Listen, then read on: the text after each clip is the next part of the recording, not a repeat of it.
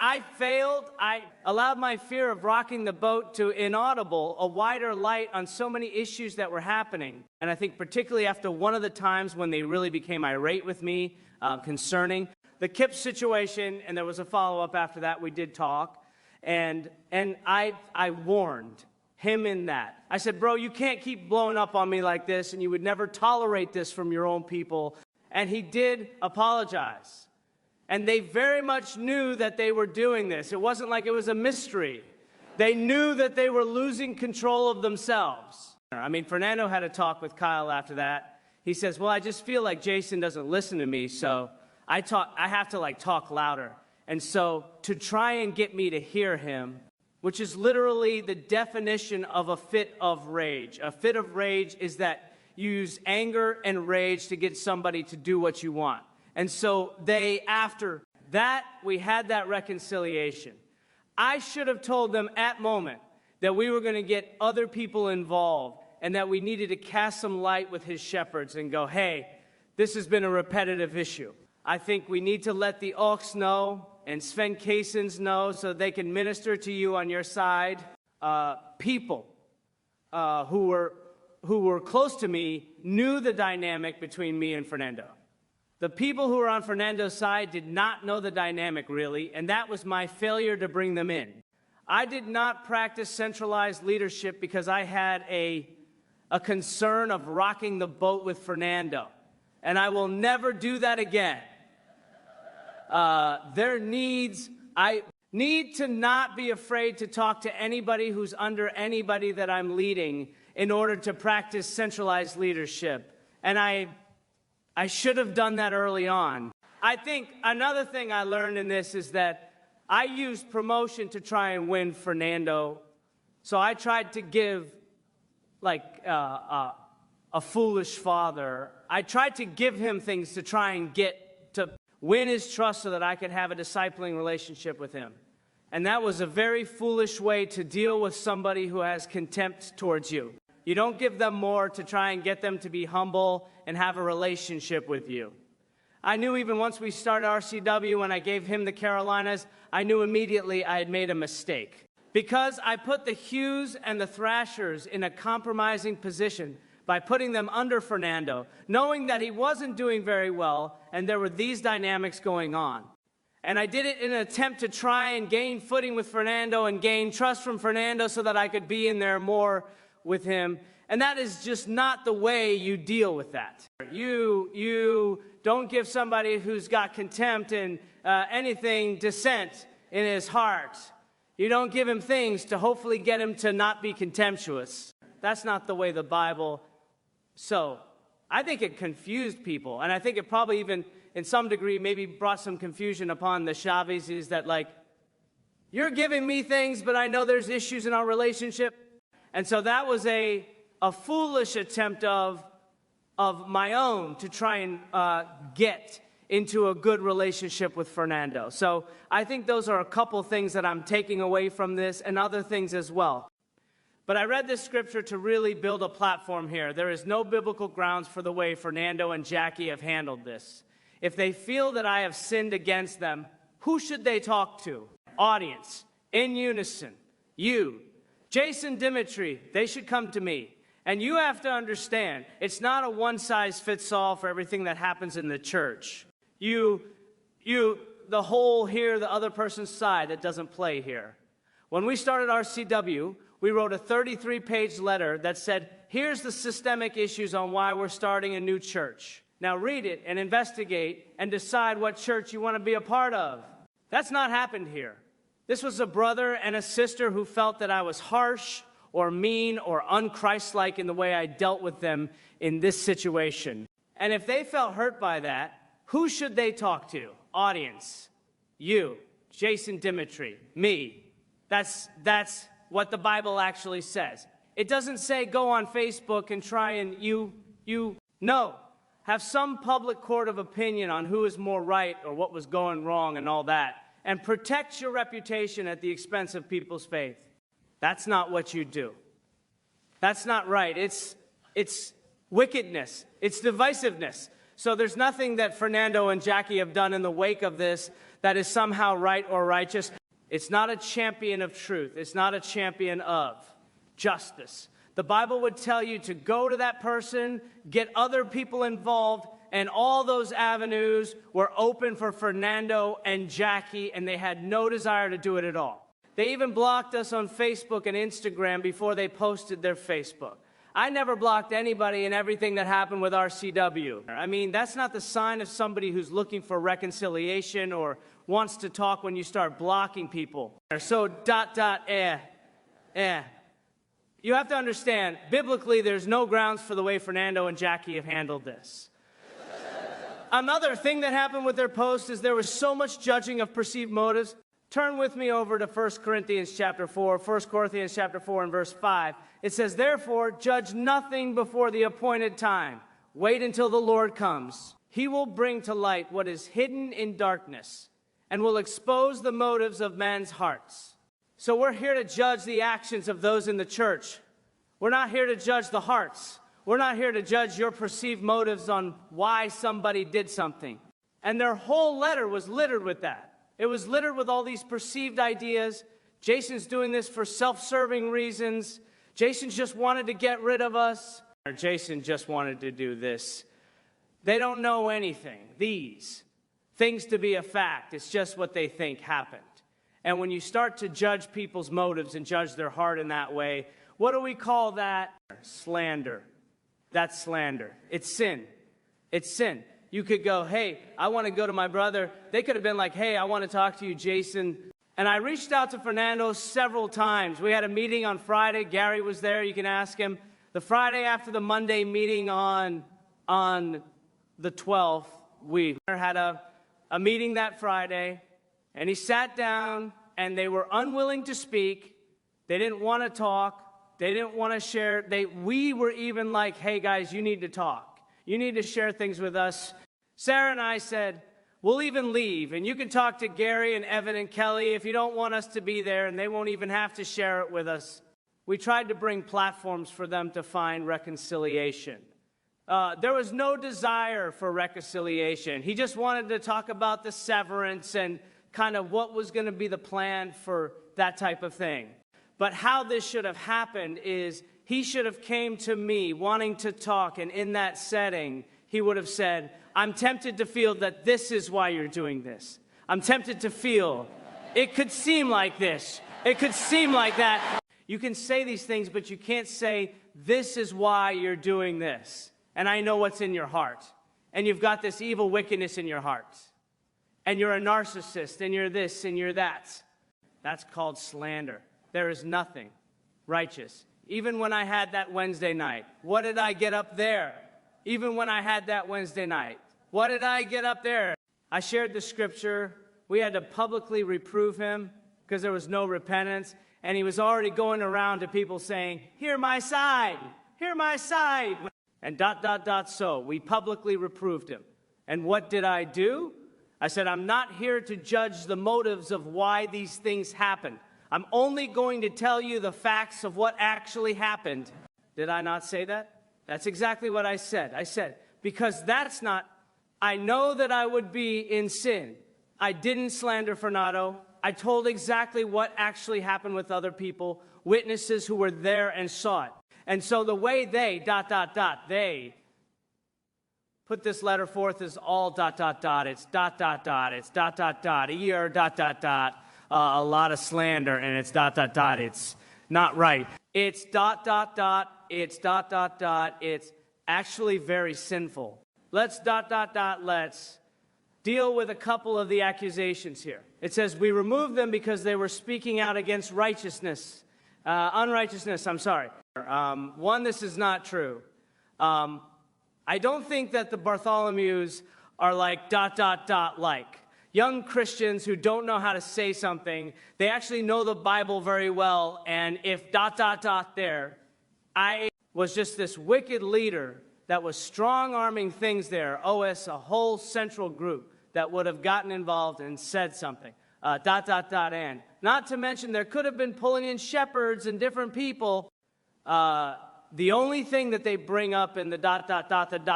there letter where they're pushing back on what they perceived as unrighteousness was the situation concerning Kip and the idea of paying him, which we would talk all about that. But the issue with Edie when they went off with that, the issue with the Hughes, none of these were about righteousness. They were about resources. They were about giving up people and different things like that. And there was an inability to control behavior when it came to tough situations and giving up people and resources, and then there would be a blow-up. It's just not true. A lot of the loss of behavior had to deal with the concept of giving up resources. And it wasn't just the inaudible depicted that they were sitting here challenging the status quo and challenging us on things, ... and I just did not want to be challenged anymore, ... and just remove them. The whole concept of a central leader comes from Exodus 18, and the higher you go up, it says you are going to deal with the difficult cases. So if I want to be the central leader, but I have no ability to have people bring things to me, I'm going to hate this role, because it's kind of the whole role. You're going to have difficult cases and bride ... people bringing things to you. And if you have no appetite for that and no ability to hear anything, it ... it's going to become very obvious very quickly. And even if you just talk to people who have been in ministries with me for 5 and 10 years, ask them if I was ever like that, where you could not bring things to me. And I promise you, you won't get one account of somebody going, I just knew I could never bring anything to Jason. He totally wasn't going to hear me, and he would rather just go off on me or something like that. You'll never hear it said, I promise you that. So that's just is not true, that's why. Which, again, is slander, because it's a conspiratory theory of why we got rid of or had them sit down with leadership. Number 4, they lied about. They lied to us in the Friday meeting that Gary was actually there, and this is a bold lie.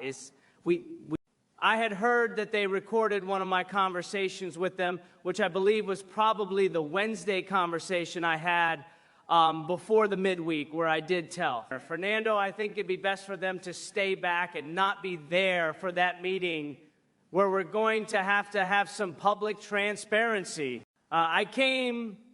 I had come to find out that they recorded that conversation. So when I had the Friday morning meeting with them, one of the first things I said, hey guys, if you want to record this, I'm fine with that. Let's just not do it in secret like that. Let's just put it the phone right out here on the table and record the conversation. I'm fine with you recording it. And Jackie said, what, record? I've never recorded anything. I don't even know how to record anything. I mean, how do you record? And then sure enough, she pulled out her phone and recorded the conversation. Now, I found out later she actually wrote in her Facebook admitting that she recorded the conversation. And Gary was there to hear this. She said, I've never recorded anything. I really don't even know how to record things. So it was just a lie. It was a lie. Now she called actually a sister, one of the region leaders from LA, and said she's been recording my conversations for a while. The amount of distrust that's been building for a long time, where you're recording somebody's conversations a lot when you talk with them, is ... is a very dark place that somebody's brought into their hearts. Also, a thing she said that was not true was she said she was blindsided in the Wednesday meeting.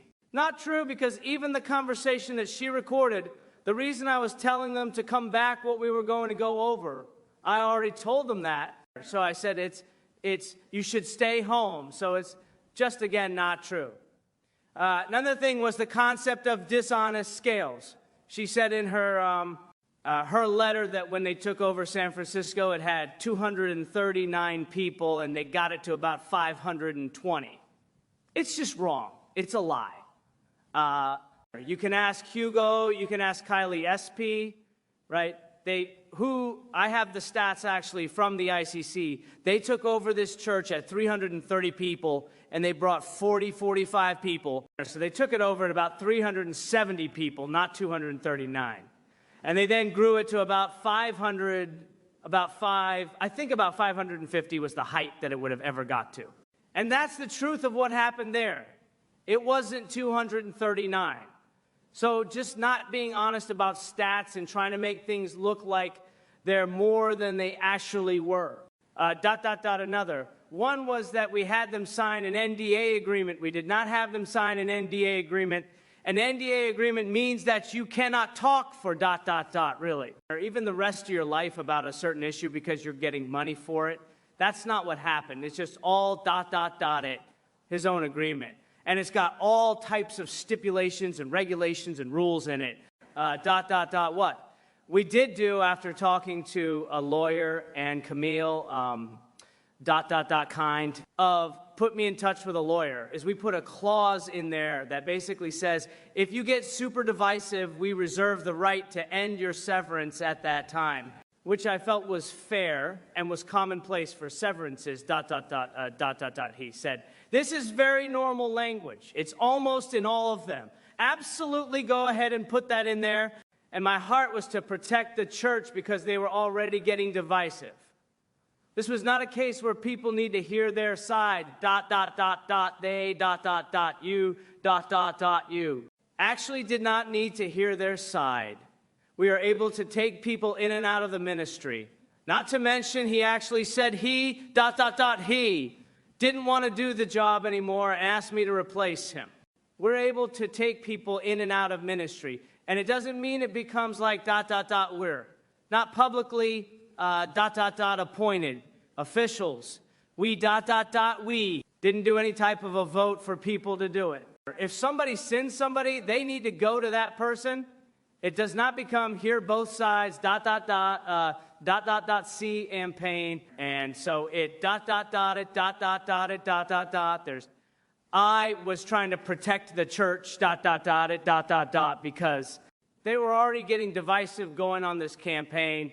Hear my side, hear my side, hear my side. He's trying to, say. Their side at the cost of people's faith, ... But there was never an NDA agreement. That, again, is just false. Number 7 is inaudible self-serving. When I talked to Ashton about it, who leads our church in the church in Carolina, he goes, the first thing I did was, he goes, ... AF ... after. He talked to Fernando. I wrote down every way this benefited Jason and every way it didn't. And he saw no way it benefited me. So what was self-serving in this? What did I get out of this? I've been having to drive all over the place. My life has been in upheaval for about 3 weeks now. I've had to have this conversation here with you guys right now.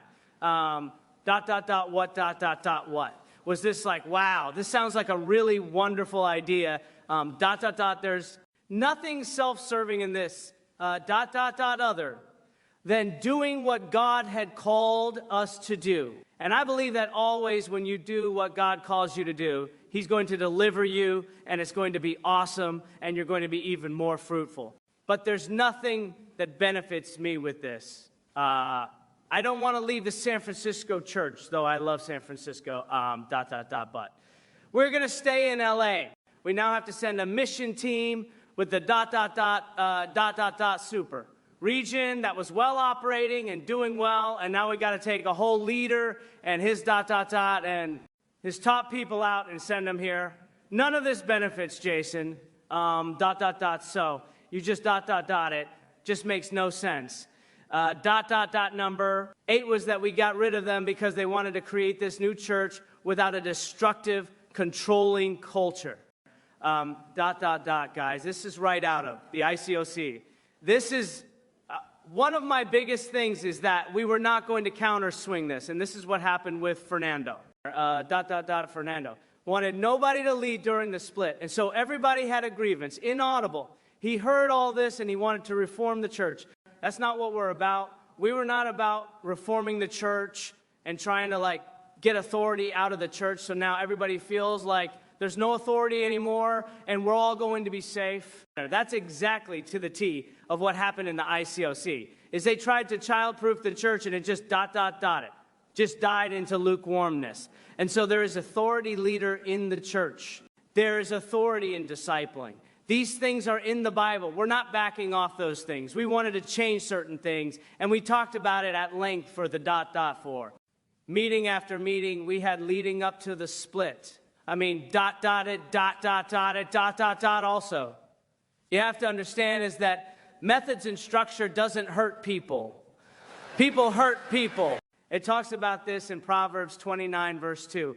It says, when the righteous are in authority, the people rejoice. But when the wicked rule, the people groan.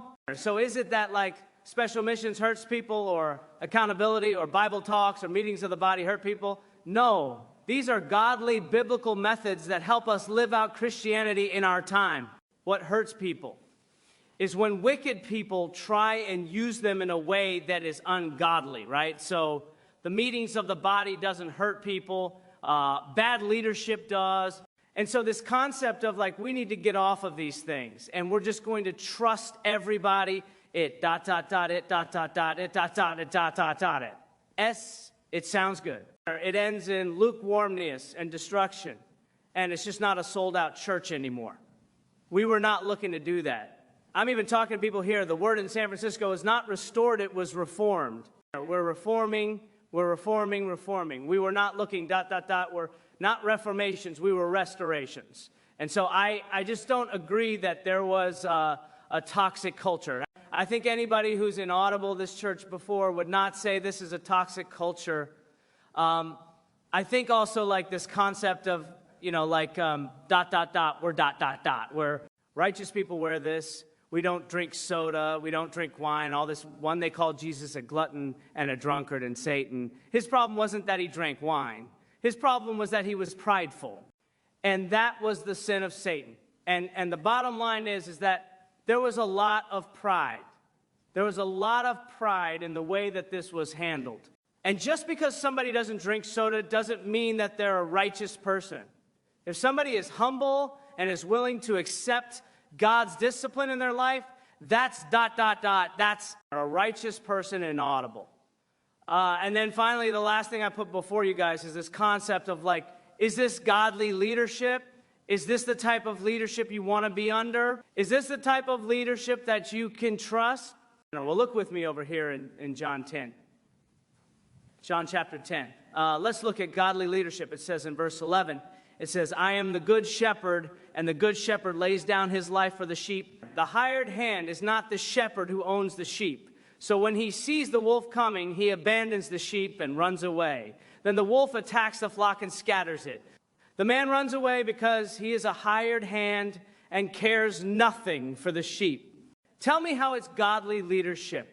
Let's just say I sinned against Fernando, to pull away, go around to everybody and tell them they got to hear your side, then go on or Facebook and write a 10-page letter on how you've been hurt and mistreated, and how make a whole bunch of assumptions on why you were that, and then leave God's people. Leave the ... leave.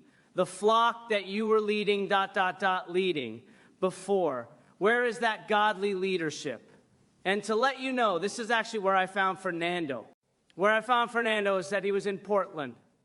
We were in Mexico City at a ... at a missions conference, and he came up to Tim in the tribe session and challenged Tim on his lesson. And Fernando wanted to kind of be more vocal because he felt like he was a yes man in the ICOC, so he challenged him on his lesson. Next thing I know, I'm pulled into a discipling group with Tim, Fernando, Cesar Limon, Ricky, and I think Joel Parler. And they're all discipling Fernando because of his attitude towards Tim. I saw it and felt like it was just terrible, the way they were ... they were handling that. So I didn't get involved in that, and right after Fernando inaudible on how he was treated, I pulled him aside and said, hey bro, I love you, I'm your friend, let me take you for lunch. I took him for lunch just to try and pull him in, just because he was super wounded by the way he was treated. He then went back to Portland and told Caesar that he doesn't want to be in any leadership anymore.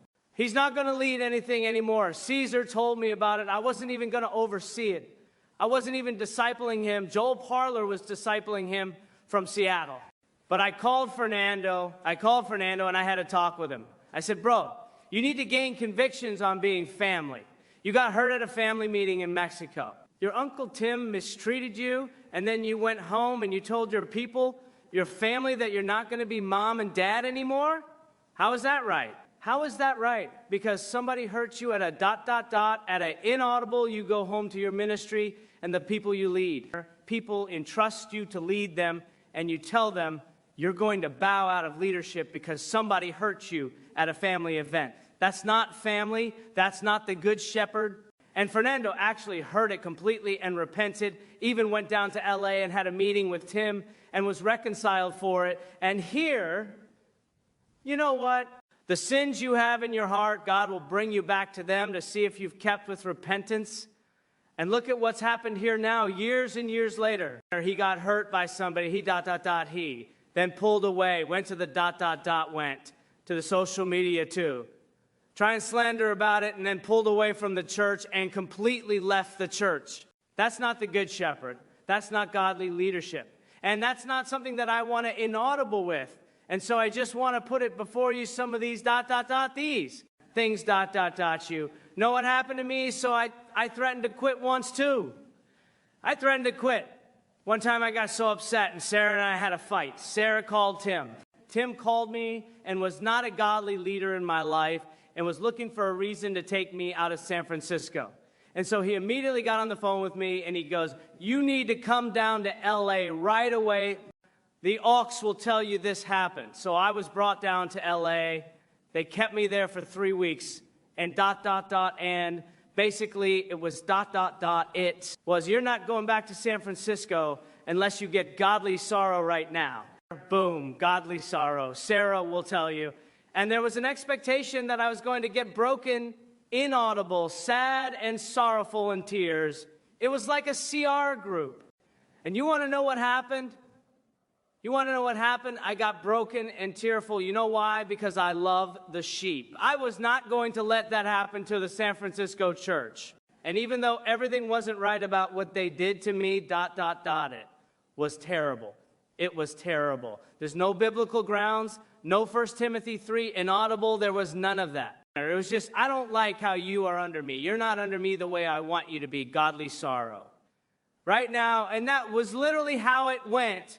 And I wasn't going to let God's sheep be hurt because of someone's mistreating me. I was crying, it worked, I got broken. And because I love the sheep, inaudible, entrusted them to me. And I was going to make sure I got back to San Francisco to lead them. And so even if someone is mistreated, if you're not a hired hand, you're not going to let that take you away from God's people.